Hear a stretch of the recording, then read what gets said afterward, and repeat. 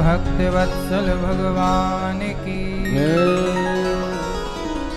हरि ओम।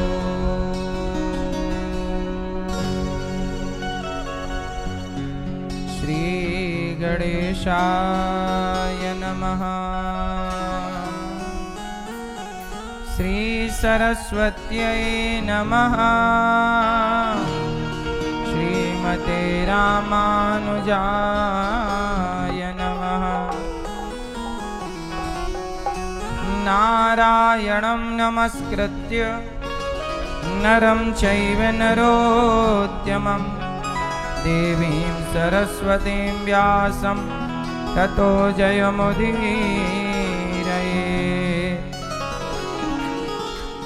लक्ष्मीनाथ समारंभां नाथयामुनमध्यमाम् अस्मदाचार्यपर्यन्तां वन्दे गुरु परम्पराम्।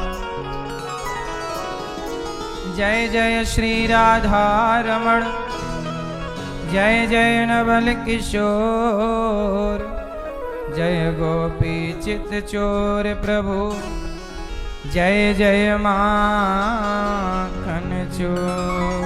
जय जय माखन चोर, जय जय माखन चोर। राधा मेरी मात है, पिता मेरे घनश्याम, इन दोनों के चरणों में मेरा कोटि कोटि प्रणाम। मेरा कोटि कोटि प्रणाम, मेरा कोटि कोटि प्रणाम। आए हो तो प्रेम से लो हरि का नाम, सब भक्तों को अनिरुद्ध की जय जय राधे श्याम। जय जय राधे श्याम, जय जय राधे श्याम, जय जय सीताराम। बोलिए जगन्नाथ भगवान की जय, जगन्नाथ महाप्रभु की जय, बलभद्र भगवान की जय, सुभद्रा मैया की जय। जगन्नाथ स्वामी नयन पथगामी,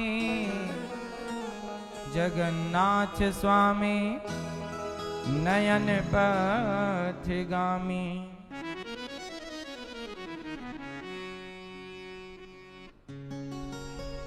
आज जगन्नाथ भगवान की यात्रा है। वर्ष में एक बार यह यात्रा आषाढ़ मास में निकाली जाती है और आज भगवान जगन्नाथ जी अपने मंदिर से निकल करके मासी माँ के घर जा रहे हैं। ये मासी माँ कौन है, क्या कथा है, अभी इनकी कथा सुनाएंगे आपको। क्यों निकलती है यात्रा, क्या है इस यात्रा के पीछे का रहस्य, जगन्नाथ भगवान का प्रादुर्भाव कैसे हुआ, कौन है जगन्नाथ जी। आज जगन्नाथ जी की संपूर्ण बात आपको ये दास बताएगा। जगन्नाथ जी का प्राकट्य कहां से हुआ, जहां से हुआ, आज उन्हीं के चरणों की रज की महिमा सुनो।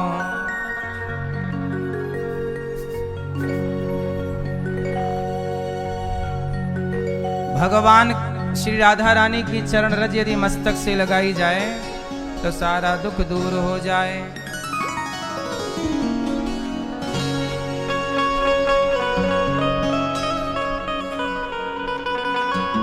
तेरी बिगड़ी बना देगी, सोई किस्मत जगा देगी, चरण रज राधा रानी की।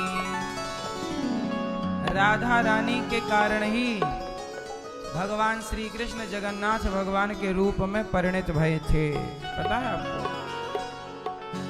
तो जगन्नाथ जी के स्वरूप में राधा रानी का मुख्य भाव है, तेरी बिगड़ी बना देगी सोई किस्मत जगा देगी, चरण रज राधा रानी की। सोई किस्मत जगा देगी, सोई किस्मत जगा देगी, चरण रज राधा रानी की, चरण रज राधा रानी की। राधे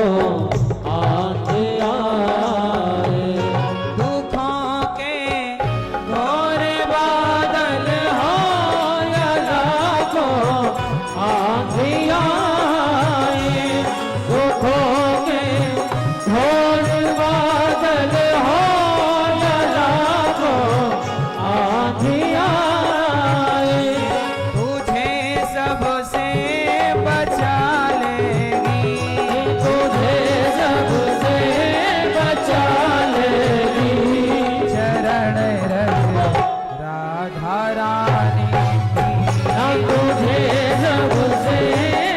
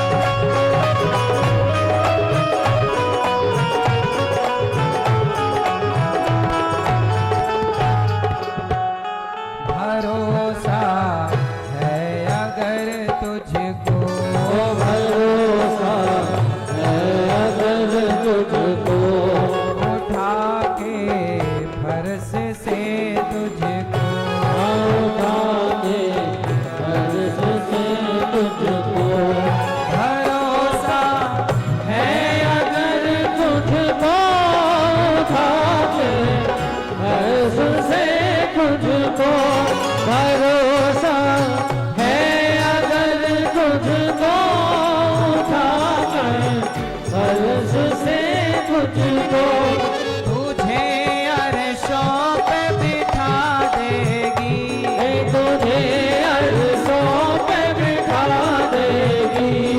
चरण रज राधा रानी की, तुझे अरसों पे बिठा देगी, चरण रज राधा रानी की।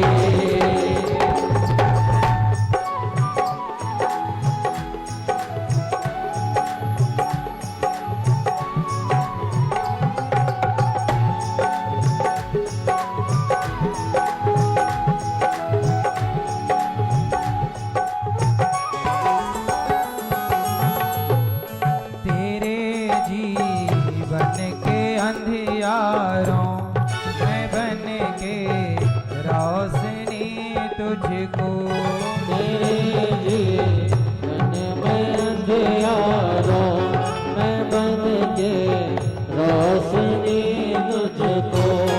तेरे जीवन के अंधियारों में बन के रोशनी तुझको, तेरे जीवन में अंधियारों में बनकर रोशनी तुझको।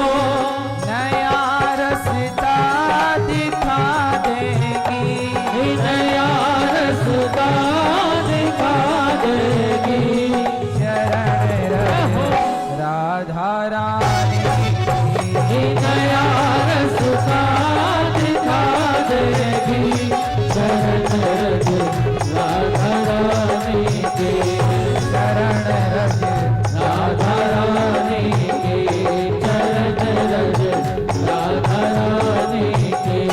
तेरी बिगड़ी बना देगी, तेरी बिगड़ी बना देगी, चरण रज राधा रानी की, चरण रज राधा रानी के, चरण रज राधा रानी के, चरण रज राधा रानी के,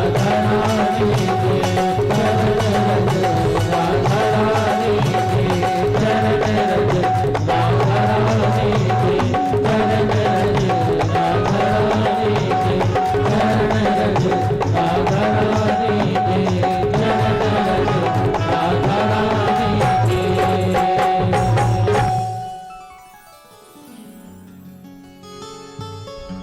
भरोसा है, अगर तुझको उठा के फर्श से तुझको,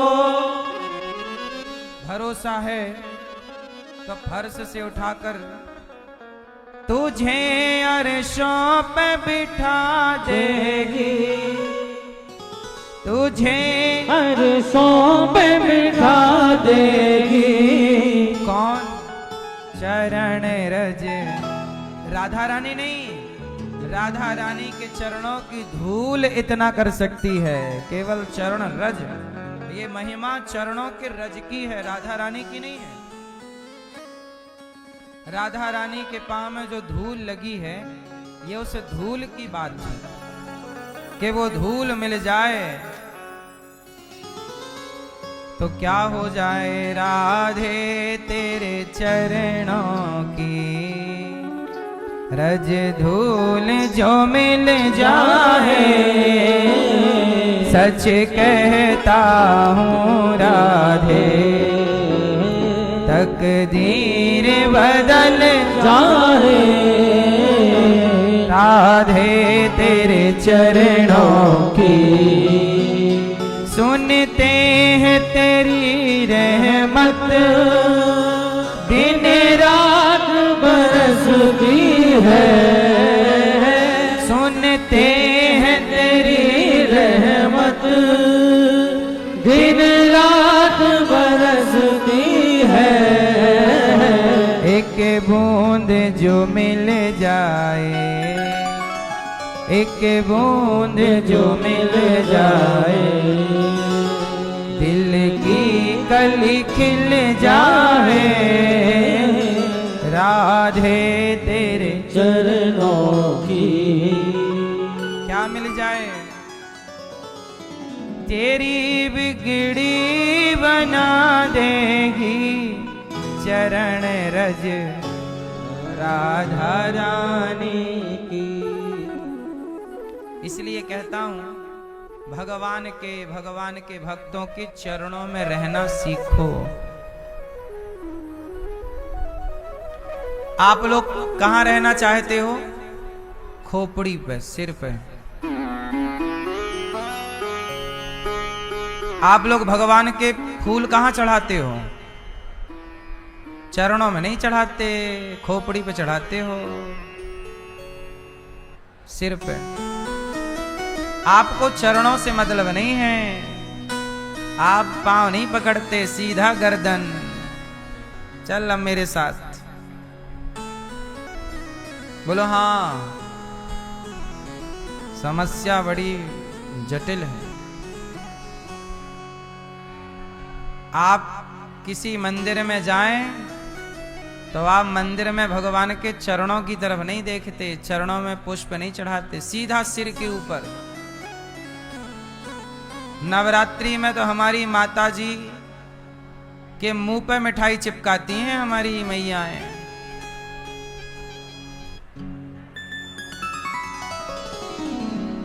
इसलिए कहता हूं, जब भगवान श्री कृष्ण को मांगने के लिए दुर्योधन गया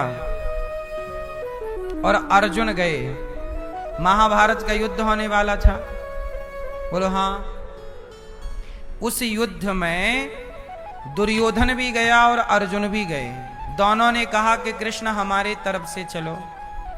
तो भगवान भोजन करके थोड़ा विश्राम कर रहे थे, तो नेत्र बंद कर लिए। तो पहले आया दुर्योधन, और दुर्योधन आके भगवान के सिर की तरफ खड़ा हो गया। और अर्जुन आए और अर्जुन भगवान के चरणों की ओर खड़े हो गए। तो जब भगवान की आंख खुली तो पहली नजर अर्जुन पर गई। अर्जुन आप आ गए? दुर्योधन बोला, प्रभु अर्जुन से पहले मैं आया हूं। भगवान बोले, दुर्योधन हमने तो आपको देखा नहीं। बोले, आपने कैसे नहीं देखा, हम तो पहले आए। तो भगवान ने दुर्योधन से कहा, तुम आकर खड़े कहां हो गए? बोले, आपके सिर के पास ही तो खड़े थे। और अर्जुन कहां खड़े थे? चरणों के पास। तो जब आंखें खुलेंगी तो पहले कौन दिखेगा? जो सिर के पास खड़ा है वो, या जो चरणों के पास खड़ा है वो? इसलिए भगवान के और भगवान के भक्तों के चरणों के पास ही रहिए, चरणों से ऊपर ना जाइए, चरण ही पकड़िए। क्या पकड़िए? चरण। भगवान के चरणों से प्यार कीजिए, भगवान के चरणों को अपने हृदय में स्थापित कीजिए। भगवान के चरण पकड़ में आ जाएं तो कल्याण हो जाए। विभीषण गए राम जी के पास तो चरणों को पकड़ा। चरणों से प्रीति रखिए, भगवान के चरणों से प्रेम करिए।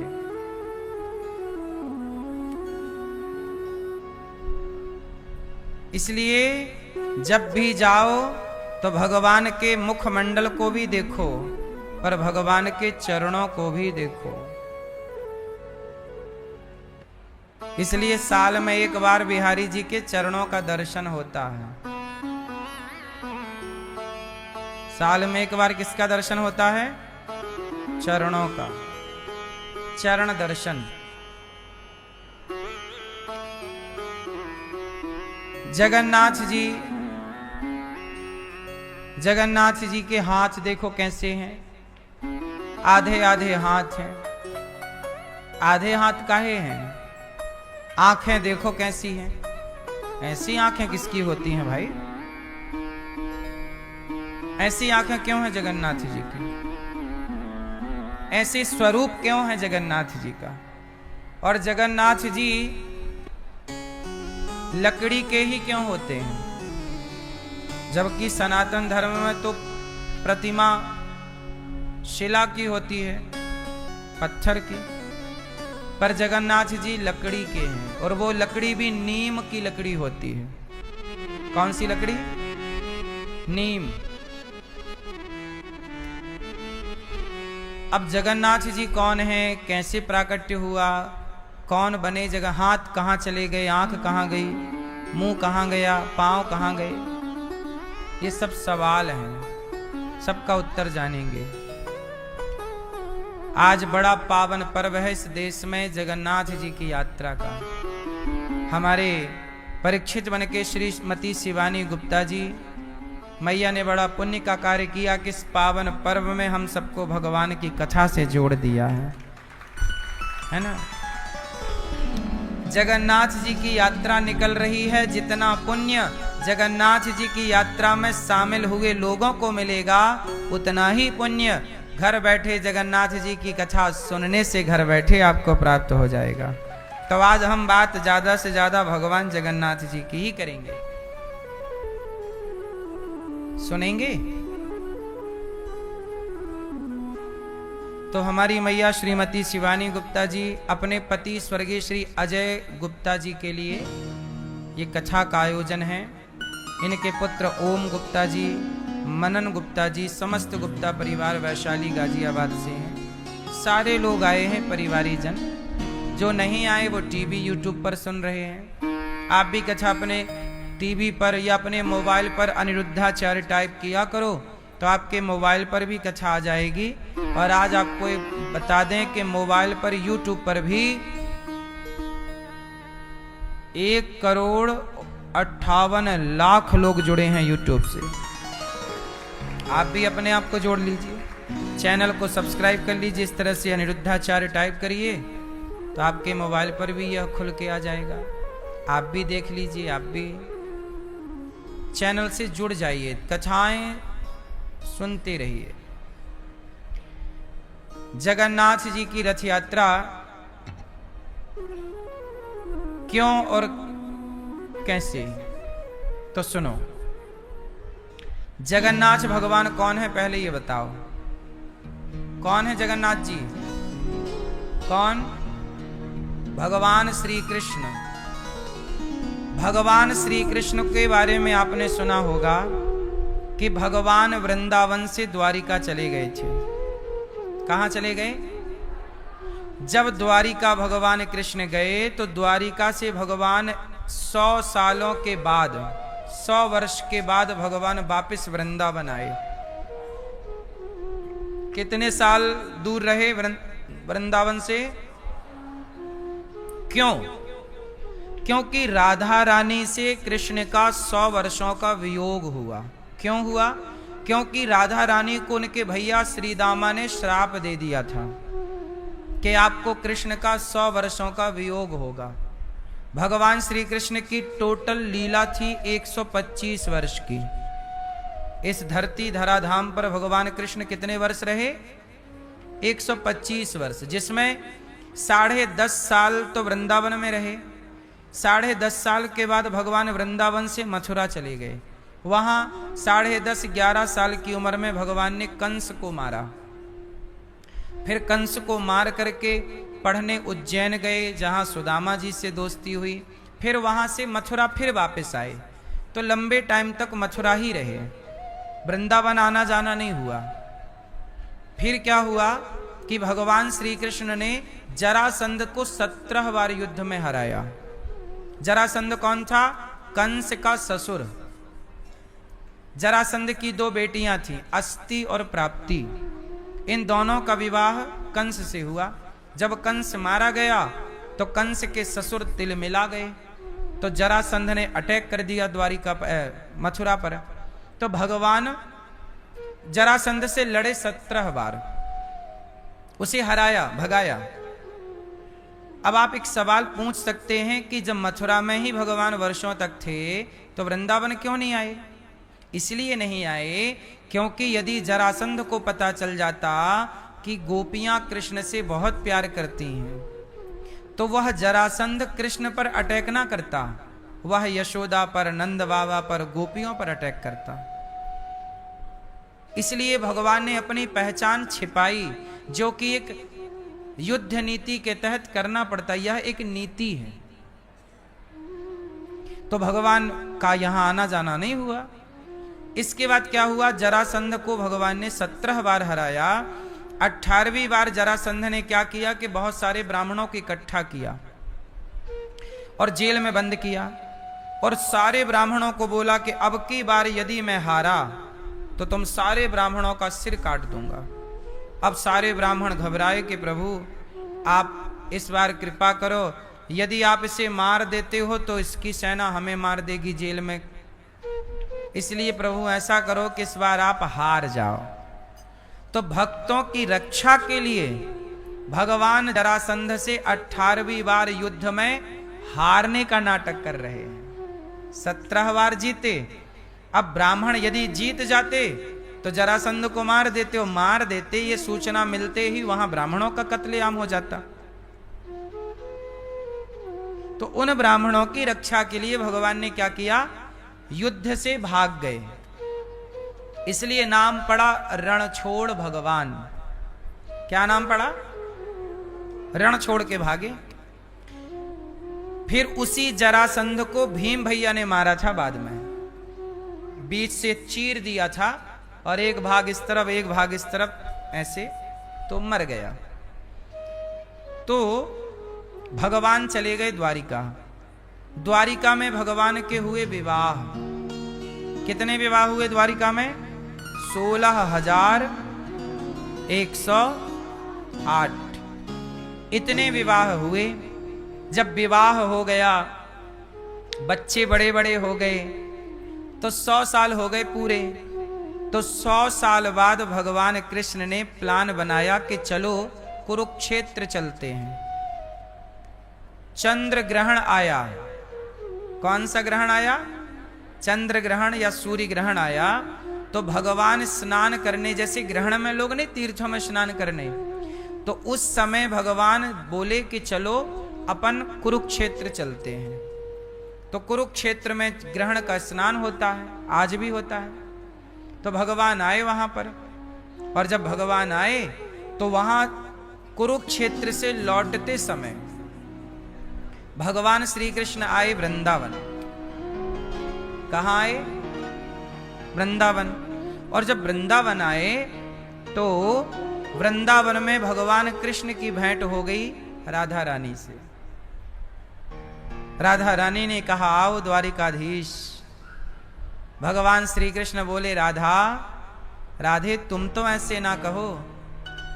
तब राधा रानी ने कहा तो हम क्या कहें, आपको हमारी याद नहीं आई?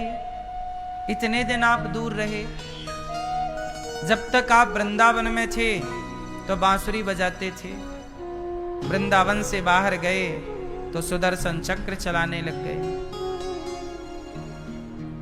याद रखना कन्हैया, आप भले वृंदावन में 10.5 साल रहे और भले आप द्वारिका में सैकड़ों साल रहे, लेकिन आपके वो सैकड़ों साल लोग याद ना रखेंगे। वृंदावन में बिताए वो 10.5 वर्ष ही दुनिया याद रखेगी। इसलिए आज भी कृष्ण की सारी लीलाओं में वृंदावन ब्रज मंडल की ही कथा है, जबकि यहाँ 10.5 साल रहे और 100 साल के लगभग द्वारिका में थे। तो 100 साल में क्या किया वो बातें किसी को पता नहीं है। वहां तो मोटा मोटा विवाह किए, दुष्टों को मारा, बस यही है।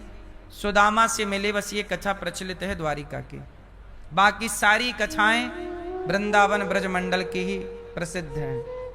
राधा रानी ने कहा कि आपको द्वारिकाधीश के नाम से नहीं, वृंदावन बिहारी लाल के नाम से ही जाना जाएगा।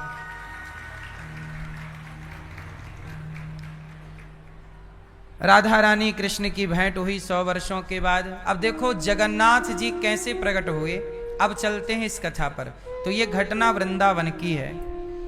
भगवान कृष्ण अकेले नहीं आए, उनकी 16,108 पत्नियां भी आई। तो 16,108 पत्नियों ने माता यशोदा को पहली बार देखा। तो माता यशोदा से कहा कि मैंने सुना है कि ये गोपियां कृष्ण से बहुत प्रेम करती हैं, तो कृष्ण जब चले गए गोपियों को छोड़कर, तो कृष्ण के बिना गोपियां कैसे रहीं, जरा हमें वो कथा सुनाओ। यशोदा बोली मैं तो नहीं सुना सकती। तब कौन सुनाएगा? बोले रोहिणी माता सुनाएंगे। तो रोहिणी माता सुनाने लग गई। अब रोहिणी माता बैठी और 16,108 पत्नियां और गोपियां और सारे ब्रजवासी सब बैठे, कथा चल रही है कि कृष्ण जब गए तो गोपियां कैसे रोईं, किस तरह से गोपियों ने याद किया, भगवान के लिए कैसे कैसे आंसू बहाए। जब गोपियों के प्रेम का वर्णन माता ने किया, रोहिणी माता ने, और राधा रानी के विरह का वर्णन किया, किस तरह गोपियां रोईं, खाया तक नहीं, पानी तक नहीं पिया, बस कृष्ण कृष्ण कृष्ण जपती रहीं और अश्रु सूखे नहीं। 100 वर्ष हो गए, आंखों की धारा सूखी नहीं। जब देखा तब आंखें गीली ही पाई। ऐसा प्रेम। कोई रोता है तो दिन भर रोएगा, 2 दिन रोएगा, कोई हफ्ता भर रोएगा, कोई महीना भर रोएगा, कोई एक सी धारा में सालों तक तो नहीं रो सकता,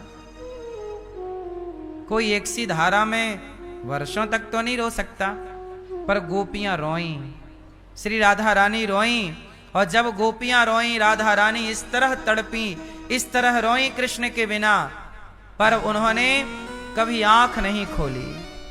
आंखें टपकती रहीं, अर्थात अश्रु टपकते रहे, नेत्र बंद रहे। किसी ने कहा राधा एक बार हमें तो देख लो।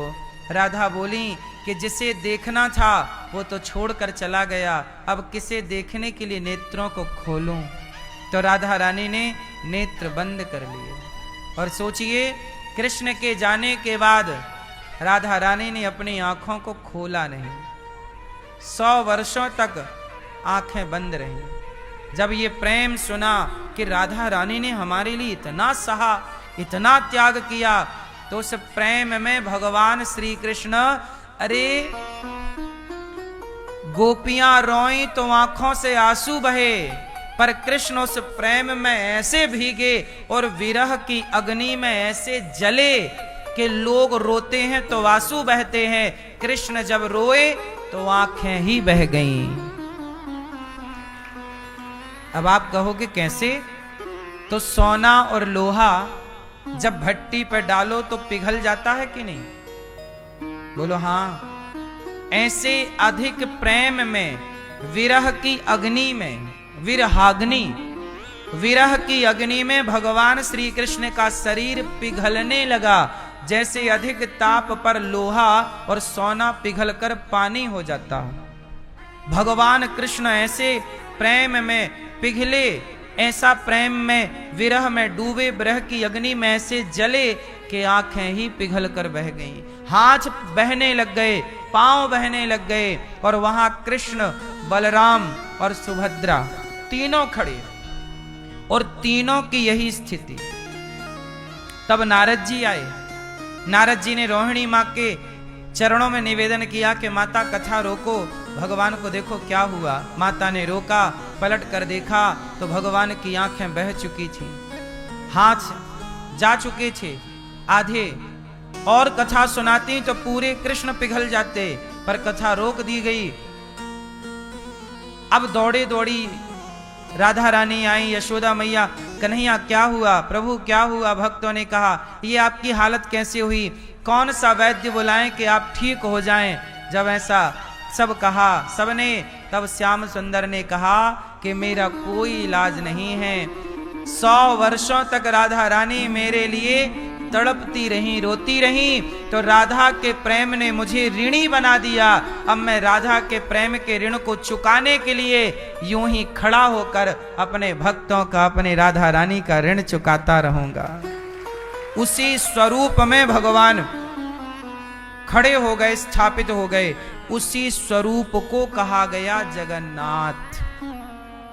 हाथ आधे, आंखें पिघल के बाहर। इसलिए देखो ये पूरा हम लोगों का आंखों के बीच में ना गड्ढा होता है, ये देखो यहां ऊपर से नीचे, लेकिन भगवान का सपाट है, क्योंकि ये पूरा हिस्सा पिघल गया तो एक हो गया।